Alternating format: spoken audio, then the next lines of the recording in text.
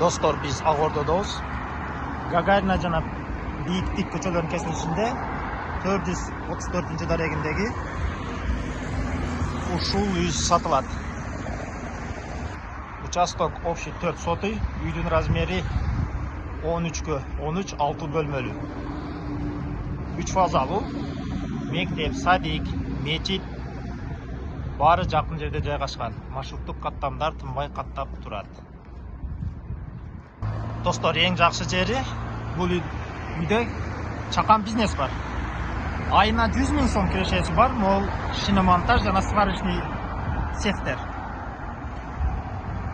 Үйдүн баасы 160 000 доллар. Ээси менен түздөн-түз байланышсаңыздар болот. Видеонун жүрүшүндө ээсинин номерин коюп кетебиз. Сүйлөшүү жолдору бар.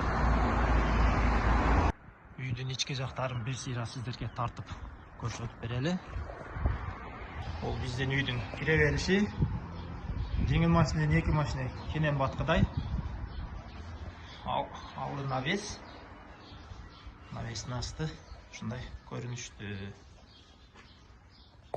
Бул жагы үйдүн батыш жагы болуп калат.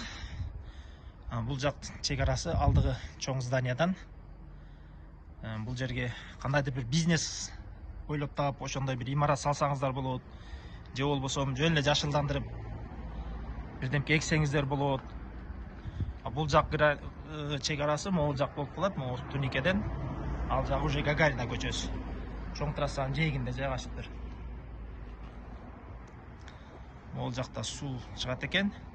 Бул жак өйдөңкү жак кошунасы менен чек ара жери. Бысмылда да эле үйдүн ичине кирдик. Киргенде оң жакта душовой, стиральный машина. Бул жак бет кол жууганга, туалет дагы ичинде, сыртында бар.